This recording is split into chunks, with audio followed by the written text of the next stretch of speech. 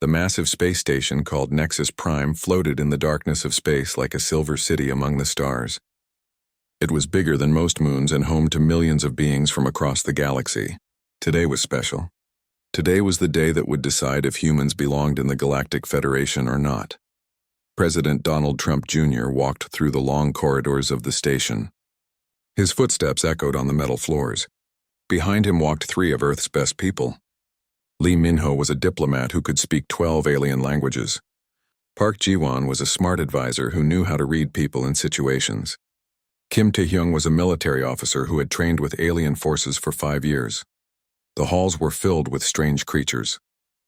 Some had 4 arms and blue skin. Others looked like walking trees with golden leaves. There were beings made of what looked like living crystal, and others that seemed to be made of pure energy. All of them stared at the humans as they passed. "They look at us like we do not belong here," Min-ho said quietly. "Maybe we do not," Trump Jr. replied. "Maybe they are right." Ji-won shook her head. "We earned our place here 30 years ago. We proved ourselves in the border wars. The border wars had been brutal. When space pirates attacked the outer colonies, humans had fought alongside alien allies. Many good people died in those battles, but the victory had earned Earth a seat at the galactic table. Now some wanted to take that away. The main hall was enormous. Thousands of seats rose up in circles around a central stage. Each section held a different species. The air was filled with strange sounds as aliens spoke in their own languages. Translation devices made it possible for everyone to understand each other. Trump Jr. and his team took their seats in the human section. It was smaller than most others. Only 50 humans were allowed at the summit. Other species had hundreds of representatives. The Zephyrian ambassador stood up. His name was High Commander Vextar. He was tall and thin with silver skin and black eyes that seemed to see everything. When he spoke, his voice carried across the entire hall. "Fellow beings of the Galactic Federation," Vextar began, "we gathered today to discuss a problem. A species that does not understand peace. A species that brings only violence and chaos wherever they go." Trump Jr. felt his face get hot with anger. He knew the Zephyrian was talking about humans. "The species called humans have been members of our Federation for 30 years, Vextar continued. "In that time, they have started 14 conflicts. They have refused to follow Federation law 27 times. They consume resources faster than any other species. They pollute worlds and destroy ecosystems." The hall filled with sounds of agreement from many alien species. Some made clicking noises with their claws. Others hummed in harmony. A few banged their tentacles on their seats. Trump Jr. started to stand up, but a hand touched his shoulder. He turned to see an older black man with kind eyes and a calm smile. It was IBRAHIM Traoré. He had once been the leader of Burkina Faso on Earth. Now he was Earth's chief negotiator and the most respected human in the galaxy. "Let him finish," Traoré said softly. "Then we will have our turn." Vextar went on with his speech. "Humans claim they want peace, but their history shows otherwise. Before they reached the stars, they fought wars that killed millions of their own kind. They built weapons that could destroy entire planets. They created poisons that turned their own world toxic." More sounds of agreement came from the crowd. The crystalline collective made musical chimes that sounded like broken glass. The tree folk rustled their leaves in what humans had learned meant disapproval. "We propose that humanity be removed from the Federation," Vextar announced. "They have shown they cannot be trusted with advanced technology. They have proven they are too violent for civilized society." The hall exploded with noise. Some species cheered. Others made sounds of protest. The human section was completely silent. Trump Jr. could not stay quiet anymore. He jumped to his feet. "That is not fair," he shouted. "We have fought and died for this Federation. We have saved alien lives. We have kept our promises. Have you?" Vextar asked. His black eyes focused on Trump Jr. like lasers. "Tell me about the mining colony on Zerion Prime. Tell me about the trade dispute with the Mollusk Empire. Tell me about the incident at Deep Space Station 7. Each example hit like a punch. Humans had been involved in all those problems. Maybe they had good reasons, but the facts looked bad. Traoré stood up slowly. The hall became quiet. Everyone knew who he was. Even the aliens respected him. He had stopped 3 wars through negotiation alone. He had helped write the Treaty of Andromeda. He had brought peace to regions that had been fighting for centuries. Honored beings. Traoré said. His voice was calm and clear. My friend Vextar speaks of human failures. He is not wrong. We have made mistakes. We have caused problems. We are not perfect. Trump Jr. stared at him. Was Traoré agreeing with their accusers? But, Traoré continued, perfection has never been the measure of Federation membership. The Zephyrians once enslaved entire star systems. The Mollusk Empire destroyed 2 civilizations in the name of expansion. The Crystalline Collective consumed the resources of 50 worlds before learning to control their appetite. The hall was completely silent now. Even the translation devices seemed to hold their breath. Every species here has a dark past, Traoré said.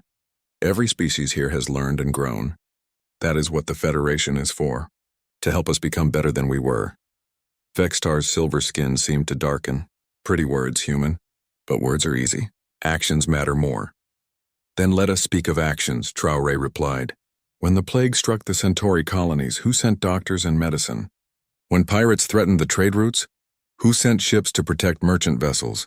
When natural disasters destroyed 3 worlds in the Outer Rim, who sent food and supplies?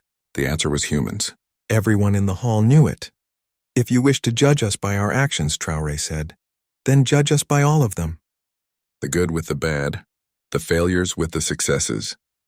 Vextar smiled, but it was not a friendly smile. Very well, human. If you believe your species deserves to remain in the Federation, then prove it. The hall filled with excited chatter. This was unexpected. Prove it how? Trump Jr. demanded. The ancient trials, Vextar announced. 7 tests that measure the worth of a civilization. No species has ever passed all 7. Most fail by the 3rd trial. Traoré remained calm. And if we refuse, then you admit you are unworthy. You will leave the Federation voluntarily. And if we accept and fail, you will be banished for 1,000 years. No trade, no communication, no contact with any Federation world. The stakes were enormous. Trump Jr. felt sweat on his forehead. This was not what they had expected when they came to the summit. Traoré looked at his human colleagues. He looked at Trump Jr. He looked at the thousands of alien beings watching from their seats. Then he smiled. We accept. The hall erupted in chaos. The great hall buzzed with excitement and fear. Alien voices created a symphony of strange sounds. Trump Jr. stared at IBRAHIM Traoré in shock. Had the old man lost his mind? The ancient trials were legendary across the galaxy. They were tests that no species had ever completed. You cannot be serious, Trump Jr. whispered to Traoré. Do you know what you have just done? Traoré remained calm. His eyes were steady and confident. I know exactly what I have done. Trust me, my friend. High Commander Vextar raised his long silver arms. The hall slowly became quiet. His black eyes gleamed with satisfaction. The humans have accepted the challenge. The trials will begin in 7 days. This will give them time to prepare. He turned to face the human section. But know this, humans. These are not games. These trials have broken the minds of the strongest warriors. They have crushed the spirits of the wisest philosophers. They have destroyed civilizations that thought themselves ready. Dr. Yoon Seojin sat in the science section of the human delegation. She was a small woman with sharp eyes and quick fingers that were always moving. She had studied alien psychology for 15 years. Something about Vextar's speech bothered her. Why 7 days? She wondered aloud. Why not start immediately? Her research partner, Choi Dehan, leaned over. He was a tall engineer with strong hands and a practical mind. Maybe they need time to set up the tests. Or maybe they need time to make sure we fail, Seojin replied quietly. After the session ended, the human delegation gathered in their quarters. The rooms were nice but felt like a cage. Everyone knew they were being watched and listened to at all times. Trump Jr. paced back and forth like a trapped animal. This is insane. We should have negotiated. We should have made deals. We should have found another way. There was no other way, Traoré said. He sat in a chair and looked tired for the first time. They had already decided to remove us. This challenge is our only chance, Lee Minho spoke up. What do we know about these trials? Park Ji-won pulled up information on her datapad. Not much. The records are mostly legends and myths. 7 tests that measure different aspects of a civilization: physical strength, mental ability, emotional control, moral character, scientific knowledge, artistic expression, and something called the final truth. The final truth? Kim Tae-hyung asked. He was used to clear military objectives. Mysteries made him nervous. No one knows what it is, Jiwan admitted. Every species that reached the 7th trial described it differently. Some said it was a question. Others said it was a vision. A few claimed it was a choice. Dr. Seojin stood up suddenly. I need to access the Federation database. There has to be more information somewhere. They will not give you access, Minho said. We are outsiders now. Then I will find another way, Seojin replied with determination. That night, while most of the delegation slept, Seojin worked at her computer. She was not just a scientist. Before joining the diplomatic corps, she had been a code breaker for Earth intelligence. Her fingers flew across the keyboard as she searched for hidden information. Hours passed. Her eyes grew red and tired, but she kept working. Finally, she found what she was looking for. Hidden in old trade records and maintenance logs were fragments of data about past trials. Daehan, she whispered, shaking her partner awake. Look at this. Daehan rubbed his eyes and looked at the screen.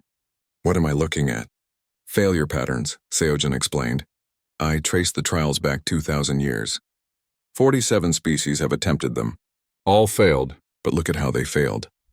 The data showed a clear pattern. Species that were naturally strong failed the physical trials when they encountered mental challenges. Species that were highly logical failed when the trials tested emotions. Species that were peaceful failed when they needed to show aggression. The trials are designed to exploit weaknesses, Daehan realized. They find what each species cannot do and focus on that. Exactly, Seojin said. But here is the interesting part. Look at the human psychological profile. She pulled up another screen. It showed the results of centuries of Federation studies on human behavior. The report was long and detailed, but one section stood out. Humans show unusual adaptability, Daehan read aloud. Unlike most species which excel in specific areas, humans demonstrate moderate ability across all measured categories. This makes them unpredictable and difficult to classify. Seojin smiled for the first time in days. Don't you see? We are not the strongest or the smartest or the most peaceful, but we are balanced. We can do a little bit of everything. Is that enough? It might be, but only if we work together. The next morning, Seojin presented her findings to the whole delegation. Trump Jr. listened with growing hope. Traoré nodded as if he had expected this all along. So we have a chance? Trump Jr. asked. A small one, Seojin admitted, but only if we use our greatest strength, which is our diversity, she said. Look around this room. We have diplomats and soldiers, scientists and artists, people from every continent on Earth, people who think differently and see the world in different ways. Choi Daehan stepped forward. I have been studying the station's construction. The trial areas are scattered across different sections. They use different technologies and environments. No single person could handle all of them. But a team could, Traoré said. A team where each member covers the weaknesses of the others. Over the next 6 days, the humans planned and prepared. They studied every scrap of information they could find. They trained together and practiced working as a unit. They learned to trust each other completely. Dr. Seojin discovered something else during her research. Hidden deep in the Federation's classified files was a disturbing truth. The trials were not just tests. They were a way to eliminate potential threats. Species that showed too much promise were given impossible challenges. Those that survived were watched carefully and controlled. They are afraid of us, she told Traoré privately. That is why they want us gone. I know, the old man replied. I have known for years. Then why did you accept the challenge? Traoré looked out at the stars through the station's windows. Because sometimes the only way to win a rigged game is to change the rules entirely. On the 7th day, the trials began. The first test was called the Trial of Flesh. It would measure physical endurance and strength. Captain Song Hyuk, a Korean Marine who had trained in Earth's harshest environments, stepped forward to represent humanity. The testing chamber was a brutal landscape of sharp rocks, burning sand, and crushing gravity. As Song Hyuk entered the chamber, he carried with him the hopes of his entire species. But he also carried something else, the knowledge that he was not alone. Behind him stood the combined strength, wisdom, and determination of all humanity. The game was about to begin. Captain Song Hyuk stepped into the Trial of Flesh chamber. The door sealed behind him with a loud clang. The room was a nightmare of extreme conditions. The gravity was 3 times stronger than Earth normal. The air was thin and hot. Sharp rocks jutted from the ground like teeth. In the viewing area, millions of beings watched through holographic displays. The trial was broadcast across the galaxy. Every species wanted to see if humans would fail like all the others before them. Song Hyuk took a deep breath. The heavy gravity pulled at his body, but he had trained for this. On Earth, he had climbed mountains in storm conditions. He had survived in deserts where the heat could kill. He had pushed his body beyond its limits countless times. The first challenge appeared. A wall of jagged metal rose from the floor.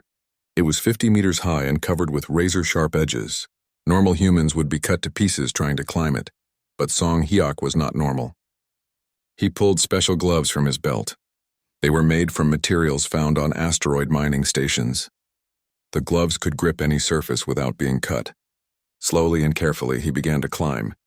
The alien observers made sounds of surprise. Most species would try to find a way around the wall or use technology to bypass it.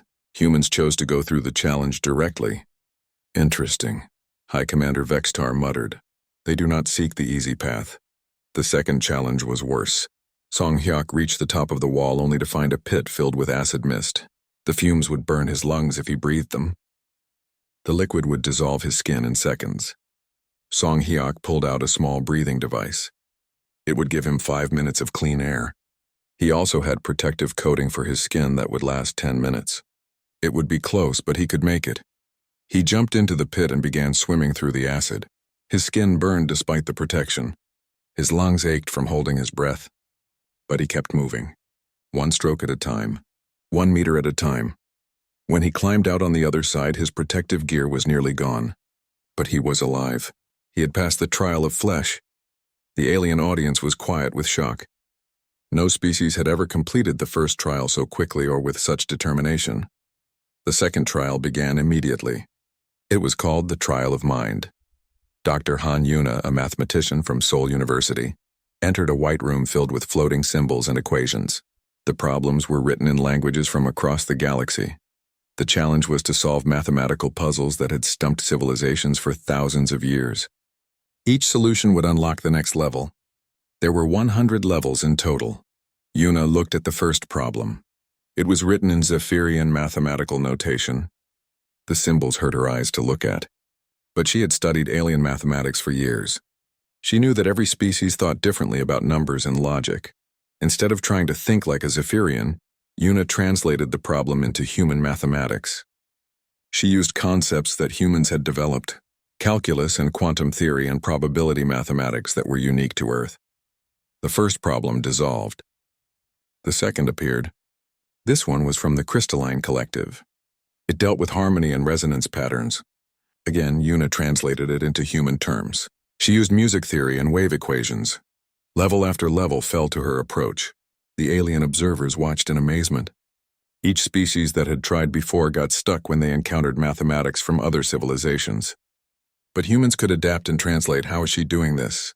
Asked the Mollusk Empire's representative. She thinks like multiple species at once, Vextar replied. His voice showed worry for the first time. By the end of 6 hours, Yuna had solved 97 of the 100 problems. She was exhausted but determined. The last 3 problems were the hardest ever created.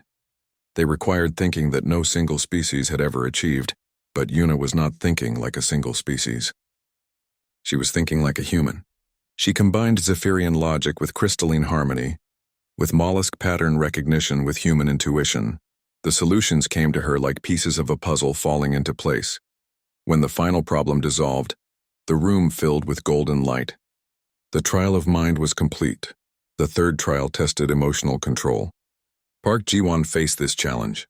She entered a room that could create any environment or situation. It would try to make her lose control of her emotions. First, the room showed her the destruction of Earth. Cities burned. People screamed. Her family and friends died in horrible ways. The images were so real she could smell the smoke and hear the cries.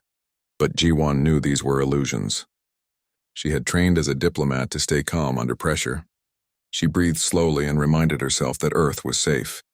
Her emotions were tools to be used, not masters to control her. The room tried different approaches. It showed her great victories that made her want to celebrate. It showed her injustices that made her want to fight. It showed her sad losses that made her want to cry. Each time, Ji-won acknowledged the emotion, but did not let it control her actions. She stayed centered and calm. After 4 hours, the room gave up.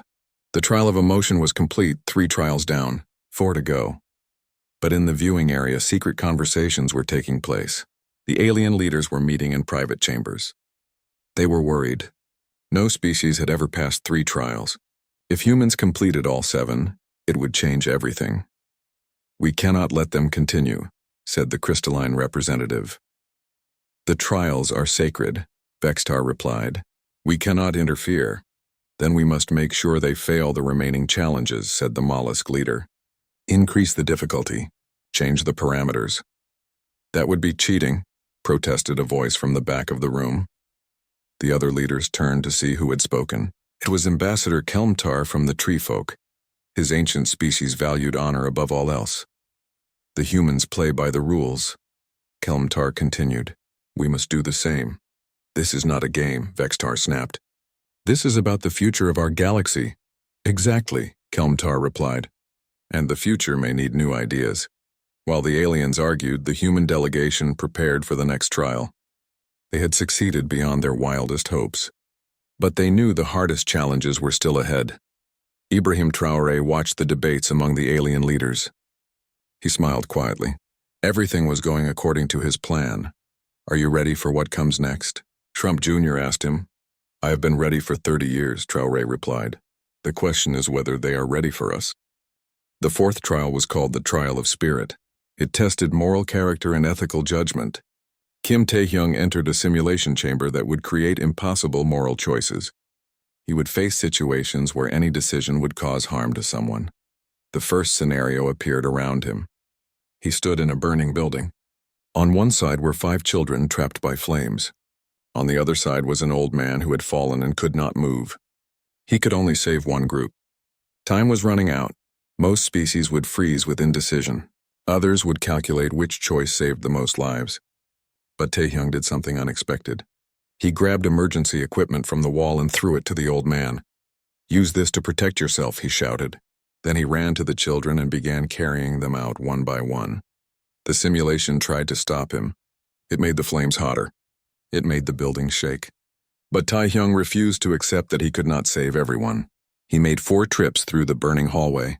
On the last trip, he helped the old man walk to safety. The simulation reset. A new scenario appeared. This time, Tae-hyung was a judge who had to choose between justice and mercy. A man had stolen food to feed his starving family. The law said he must be punished. But punishment would destroy an innocent family. Again, Tae-hyung found a third option. He ruled that the man would work for the community to pay back what he stole. The family would get food assistance. Justice and mercy both were served. Scenario after scenario played out. Each time, Tae-hyung refused to accept that good choices were impossible. He found creative solutions that most species would never consider. When the trial ended, even the computer seemed confused by his responses. Meanwhile, Korean intelligence officer Ryu Ji-hoon was doing something dangerous. He was secretly monitoring alien communications from his quarters. His equipment was hidden inside what looked like exercise gear. What he discovered made his blood run cold. The trials were not just tests. They were execution devices. Every species that had attempted them was meant to fail. The challenges were designed to be impossible. When species failed, they were banished or destroyed. But that was not the worst part. Ji-hoon found communications between the alien leaders and someone else. Someone who was giving them information about human weaknesses and capabilities. There was a spy among the human delegation. He immediately contacted Dr. Kim So-min, who was preparing for the 5th trial. She was a xenobiologist who studied alien life forms. She was also one of the few people Ji-hoon trusted completely. "We have a problem," he told her quietly. "The trials are rigged, and someone is helping them rig it against us." Kim So-min was not surprised. "I suspected as much. I have been studying the trial data. The failure patterns are too consistent to be natural." "There is more," Ji-hoon continued. "I found evidence of a conspiracy. Some alien factions want to eliminate humanity before we become too powerful. They see us as a threat." "Are we a threat?" Ji-hoon looked at her seriously. After watching our people in these trials, I think we might be. We do things differently. We find solutions they never considered. That scares them. While they talked, the fifth trial began. It was called the Trial of Knowledge. Dr. Choi Hyun-woo entered a vast library that contained all the scientific knowledge of the galaxy. His task was to solve a problem that no species had ever solved. The problem was presented as a simple question. How do you create energy from nothing? Every civilization had tried to answer this question. The laws of physics said it was impossible. Energy could not be created or destroyed, only transformed. But the trial demanded the impossible. Hyun-woo spent hours studying the greatest scientific works in galactic history. He read theories from species that had existed for millions of years. He absorbed knowledge that would take most beings' lifetimes to understand, but none of it helped. Every approach led to the same conclusion. Energy could not be created from nothing. Then Hyun-woo had a different thought. What if the question was wrong? What if nothing was not really nothing? He began researching the space between atoms, the quantum foam that existed in every empty area of the universe. Most species saw this as empty space, but human scientists had theorized that it was full of energy. Virtual particles popped in and out of existence constantly. If that energy could be harnessed, it would solve the problem. It would not be creating energy from nothing. It would be accessing energy that was already there. Hyun-woo worked for 12 hours straight. He developed new equations and theories. He combined human quantum physics with alien technologies. When he presented his solution, the library's computers took an hour to verify his work. Then the golden light appeared again. The trial of knowledge was complete. 5 trials done. 2 remaining. But while the humans celebrated, the conspiracy was growing stronger. In secret meeting rooms across the station, alien leaders planned desperate measures. They cannot be allowed to complete all 7 trials, High Commander Vextar declared. If they succeed, it will inspire other young species to challenge our authority. What do you suggest? Asked the mollusk leader. We activate Protocol 7, Vextar replied. The other aliens looked shocked. Protocol 7 had never been used. It was the Federation's most closely guarded secret. That is too dangerous, protested Ambassador Kelmtar from the tree folk. If other species discover what we are doing, it could start a civil war. Better a civil war than the end of our civilization, Vextar answered coldly. Unknown to them, Ryu Ji-hoon was listening to everything. His hidden equipment had finally broken through their security. What he heard made him realize the full scope of the conspiracy. The Federation was not a peaceful alliance of equals. It was a power structure designed to keep certain species in control. The trials were just one tool they used to eliminate threats, but IBRAHIM Traoré had known this all along. Late that night, Ji-hoon met with Traoré in secret. The old man listened calmly as Ji-hoon reported everything he had discovered. You do not seem surprised, Ji-hoon observed. I am not, Traoré admitted. I have known about the conspiracy for years. Why do you think I accepted the challenge so quickly? I do not understand. Traoré smiled. Sometimes the only way to expose corruption is to force it into the open. These trials are not just testing humanity. They are testing the Federation itself. What do you mean? Think about it. The trials are broadcast across the galaxy.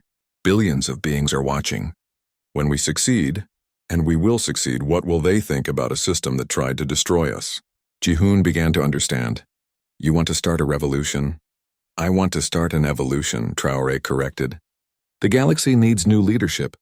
Leadership based on cooperation instead of domination. Leadership that includes all species as equals. And if we fail, then humanity will be destroyed and nothing will change. But I do not think we will fail. How can you be so confident? Traoré looked out at the stars through his window. Because I have seen what humans can do when they work together. I have seen them overcome impossible odds. I have seen them find hope in hopeless situations. The 6th trial was scheduled to begin in 6 hours. It was called the Trial of Creation. It would test humanity's ability to create beauty and meaning, but first they had to survive the night. Because Vextar and his allies were planning something that would change everything. Protocol 7 was about to be activated. The 6th trial began at dawn. Park Minji, Earth's cultural ambassador, entered the Trial of Creation chamber. The room was completely empty except for basic materials: metal, stone, water, light, and sound equipment. Her task was to create something that would inspire beings from across the galaxy. Every species understood beauty differently. What moved humans might mean nothing to crystalline beings or tree-like creatures. Minji closed her eyes and thought about what connected all living things. Then she began to work. She used metal to create a framework that looked like a tree. But this tree had branches that reached in all directions, not just up. Each branch held a small light that pulsed like a heartbeat. The sound equipment created music that combined rhythms from Earth with harmonies she had learned from alien cultures. The water flowed through channels in the sculpture, creating patterns that changed with the music. But the most important part was what she placed at the center. It was a simple mirror that reflected anyone who looked into it. Surrounding the mirror were symbols from every known species in the galaxy. The message was clear. All beings were connected. All beings were part of the same cosmic tree of life. Beauty came from diversity working together in harmony. As beings across the galaxy watched the broadcast, something unexpected happened. They began to cry, or at least they made the sounds and gestures that meant crying for their species. Even High Commander Vextar felt something stir in his cold heart. The sculpture spoke to something deeper than logic or politics. It spoke to the soul. The trial of creation was complete. 6 trials down, 1 to go. But Vexitar had no intention of letting humans reach the final trial. "Activate Protocol 7, he commanded. Across Nexus Prime, hidden weapon systems came online. Security robots moved into position. Emergency protocols locked down entire sections of the station. To most beings, it looked like a routine safety drill, but Ryu Ji-hoon knew better. His monitoring equipment detected the weapons charging. Armed forces were surrounding the human quarters. This was not a drill. This was preparation for an attack. "They are going to kill us," he reported to Traoré. "The final trial is a trap." "I know," Traoré replied calmly. "It is time." "Time for what?" Instead of answering, Traoré walked to the communications console in their quarters. He entered a series of codes that Ji-hoon had never seen before. Suddenly, every screen in the human quarters activated. But they were not showing Federation broadcasts. They were showing something else entirely. "What is that?" Trump Jr. asked, pointing at the displays. "That," Traoré said with satisfaction, "is the Earth Defense Fleet." The screen showed hundreds of ships appearing from hyperspace around Nexus Prime. They were not like the sleek Federation vessels. These ships were built for function, not beauty. They looked dangerous and determined, but they were not attacking. They simply took positions around the station and waited. "How long have you been planning this?" Ji-hoon asked in amazement. 30 years, Traoré admitted. "Ever since Earth joined the Federation, I suspected we were not truly welcome. So I made preparations." On the bridge of the lead Earth ship, Admiral Lee Nari received a transmission from the station. It was High Commander Vexitar, and he sounded angry. "What is the meaning of this invasion?" Vexitar demanded. "This is not an invasion," Admiral Lee replied calmly. "This is a peaceful escort mission. We are here to ensure the safety of our diplomatic team. You have no authority here. This station is Federation territory, and our people are Federation citizens," Lee countered. "We have every right to protect them." The standoff continued while Traoré prepared for the most important moment of his life. It was time for the 7th trial, the final truth. But first he had something to say to the galaxy. Traoré walked to the main hall where the trials had begun.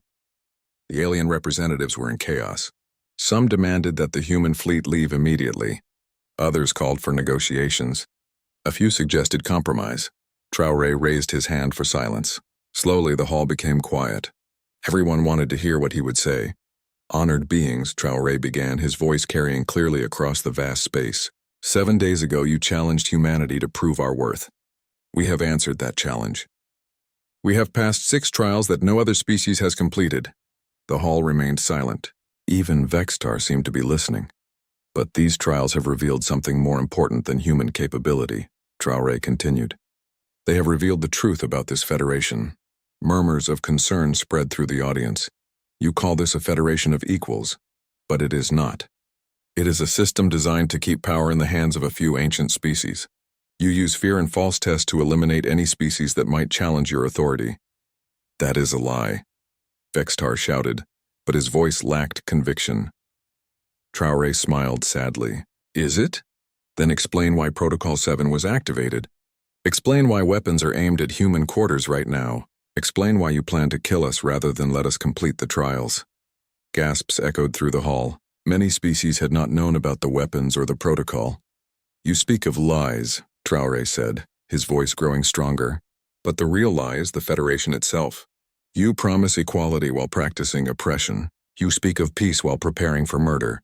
The hall erupted in arguments. Some species supported Vextar. Others began to question what they had been told. The unity of the Federation was cracking. But I did not come here to destroy. Traoré continued, raising his voice above the chaos. I came here to build. To offer something better. He gestured toward the screen showing the Earth fleet. These ships carry not just weapons, but hope. They carry representatives from every species that has ever been rejected by this Federation. Species that were deemed unworthy. Species that were crushed by impossible trials. The camera feeds switched to show the interior of the Earth ships. The crews were not just human. They included beings from dozens of species that most Federation members had never seen. We offer a new alliance, Traoré announced. An alliance based on true equality, where species are judged by their contributions, not their age or power, where diversity is celebrated, not feared. And if we refuse, Vextar demanded. Traoré's expression became serious. Then you continue as you are. But know this, the galaxy is watching. Other species will see what happened here. They will see how you responded to change and challenge. He paused to let his words sink in. The choice is yours. Join us in building something better, or remain trapped in the old ways while the universe passes you by. The hall fell silent. The weight of decision hung heavy in the air. I still have one trial to complete, Traoré said quietly. The final truth, but I already know what that truth is. What? Someone called out. The truth is that no species is more worthy than another. The truth is that we are stronger together than apart. The truth is that the future belongs to those who embrace change, not those who fear it. As he spoke these words, something unprecedented happened. Beings throughout the galaxy began to stand up. On ships and stations and planets across hundreds of star systems, people rose to show their support. The old order was ending. A new one was about to begin. And IBRAHIM Traoré had delivered the overwhelming response that would change the galaxy forever. The silence in the Great Hall stretched for what felt like hours. Billions of beings across the galaxy held their breath, waiting to see what would happen next. The old Federation was cracking apart before their eyes. High Commander Vextar stood frozen, his silver skin pale with shock. His carefully planned conspiracy was falling apart. The weapons he had prepared were useless against ideas. The fear he had spread was being replaced by hope. Ambassador Kelmtar from the Tree Folk was the first to move. His ancient species had always valued honor and truth above power. Slowly, the massive being rose from his seat. The humans speak wisely, Kelmtar announced in his deep, rustling voice. For too long we have allowed fear to guide us. For too long we have chosen control over cooperation. His words carried weight. The Tree Folk were one of the oldest species in the Federation. If they supported change, others would follow. One by one, other ambassadors began to stand. First the peaceful aquatic collective, then the proud warrior clans of Rigel. Even some members of the crystalline collective began to hum in harmony, their way of showing agreement. But not everyone was convinced. Vextar and his closest allies remained seated. Their expressions showed anger and defiance. You speak of equality, Vextar said coldly. But look at what surrounds this station. Human warships. Human threats. How is this different from conquest? IBRAHIM Traoré walked slowly toward the center of the hall. Every step was measured and calm. When he reached the speaking platform, he turned to face Vextar directly. You are right to be suspicious, Traoré said. Military power has been used to oppress for too long. That is why I am about to do something that no conqueror would ever do. He activated his personal communicator. The signal reached Admiral Lee Nari on the flagship of the human fleet. Admiral Lee, Traoré said clearly so everyone could hear. Please order all human ships to power down their weapons and withdraw to defensive positions only. Sir, Admiral Lee's voice came through the speakers. That could be dangerous. If they attack, they will not attack, Traoré said with confidence. And if they do, we will face it with honor. But we will not rule through fear. Across the galaxy, people watched as the human fleet powered down their weapons. The ships moved back to show they were not a threat. It was a gesture of trust that no one expected. Trump Jr. stared at Traoré in amazement. Are you insane? You just gave up our only advantage. No, Traoré replied. I just gained our greatest advantage, trust. The gesture had its intended effect. More species began to support the humans. Even some of Vextar's allies started to question their loyalty to the old system. The 7th trial, someone called out. The humans still need to complete the final truth. Traoré nodded. You are correct. But I believe the final truth has already revealed itself. He gestured to the chaos and discussion filling the hall. The final truth is not a test to be passed. It is a choice to be made. Do we continue with systems based on fear and control, or do we build something new based on cooperation and respect? Pretty words, Vextar sneered. But how do we know you will not become just another tyrant? How do we know humans will not dominate this new alliance just as we have? It was a fair question. Many beings worried that humans were just replacing one form of oppression with another. Traoré smiled. Because we are not asking you to follow us. We are asking you to join us. As equals, he activated another signal. This time it reached Dr. Choi Hyunwoo, who was working in the human quarters. Dr. Choi, please transmit the new Geneva Accords to everyone in this hall. Documents appeared on every screen and data pad in the room. Beings began reading with growing surprise and hope. The new Geneva Accords were unlike anything they had ever seen. Instead of giving humans special privileges, the document created a truly equal alliance. Every species would have the same voting rights. Every species would contribute according to their abilities. Every species would benefit according to their needs. This is impossible, declared the mollusk representative. No dominant species would agree to such terms. We just did, Traoré replied simply. Park Minji stepped forward. As Earth's cultural ambassador, she had helped write the accords. The document includes protection for smaller species, she explained. It includes provisions for peaceful resolution of conflicts.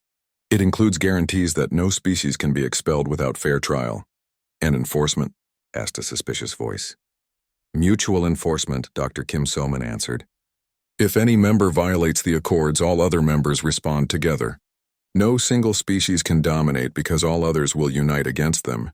The hall buzzed with discussion as beings studied the proposed alliance. It was revolutionary. It was dangerous. It was also the first real hope for change in thousands of years. But Vextar was not finished. And what of those who choose not to join your new alliance? What happens to the Federation? The Federation continues, Traoré said. Any species that prefers the old system can remain with it. We will not force change on anyone, but you will compete with us. You will try to prove your system is better. Yes, Traoré admitted. Competition is healthy. It encourages growth and improvement. The galaxy is large enough for different approaches. Over the next several hours, the debate continued. Species argued and discussed and questioned every aspect of the proposed alliance. Some were enthusiastic supporters. Others were cautious but interested. A few remained completely opposed. When the voting finally took place, the results shocked everyone. 67 species chose to join the new Democratic Galactic Alliance. 23 species chose to remain with the old Federation. 12 species chose to remain neutral and work with both groups. High Commander Vextar watched his power crumble with bitter anger. But he was too smart to start a war he could not win. Instead, he withdrew with his remaining allies to their core systems. This is not over, he warned as he prepared to leave. Your alliance will fail. Species are not equal. Some are meant to lead, others to follow. Perhaps, Traoré replied peacefully. Time will tell. But I believe you are wrong. I believe that when all beings are free to contribute their best, everyone benefits. 6 months later, the first meeting of the Democratic Galactic Alliance took place at New Geneva Station. The station was built jointly by 12 different species, each contributing their unique abilities and knowledge. Trump Jr., now serving as Earth's President of External Affairs, walked through the station's central plaza with amazement. Humans worked alongside beings from across the galaxy. Children from different species played together. Artists collaborated on works that no single culture could have imagined. It really worked, he said to Traoré, who was now the Alliance's first Secretary General. It is working, Traoré corrected. Building a better future is not a destination. It is a journey. Dr. Choi Hyunwoo approached them with a datapad full of reports. The latest statistics, he announced happily. Trade between Alliance members is up 300%. Scientific collaboration has produced 12 major breakthroughs. Cultural exchange programs are booked solid for the next 5 years. And conflicts? Trump Jr. asked. Down 70%, Hyunwoo replied. When species work together to solve problems, there are fewer reasons to fight. Meanwhile, on the old Federation worlds, life was very different. Trade was limited. Scientific progress had slowed. Many young beings looked jealously at the opportunities available in Alliance space. Some Federation species began to reconsider their choice. Applications to join the Alliance arrived monthly. Each was considered fairly and most were accepted after a transition period. Even Vextar's own people, the Zephyrians, began to question their leaders' rigid policies. A reform movement grew stronger each year. IBRAHIM Traoré stood on the observation deck of New Geneva Station, looking out at the stars. His overwhelming response to that long-ago challenge had changed the galaxy, but he knew the work was far from finished. Admiral Lee Nari joined him at the viewing window. Her fleet now included ships from dozens of species, all working together to protect Alliance space. Any regrets? She asked. Traoré considered the question seriously. I regret that change came slowly for some. I regret that fear still controls too many hearts. But I do not regret the choice we made. The Zephyrian reform movement is gaining strength, Lee reported. Our intelligence suggests they may overthrow Vextar within 2 years. Good, Traoré said. When they are ready for change, we will welcome them. As they talked, a group of children ran past the observation deck. There were humans and treefolk saplings and young crystalline beings and others. They were laughing and playing together, completely unaware that their friendship had once been considered impossible. That is the real victory, Traoré said, watching the children. Not the treaties or the trade agreements, not the technology or the military alliances. The real victory is that a new generation grows up believing that cooperation is normal. Lee nodded. The future belongs to them now.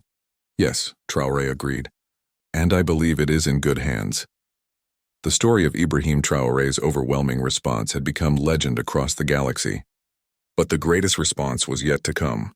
It would be written by countless beings working together to build a future worthy of their children.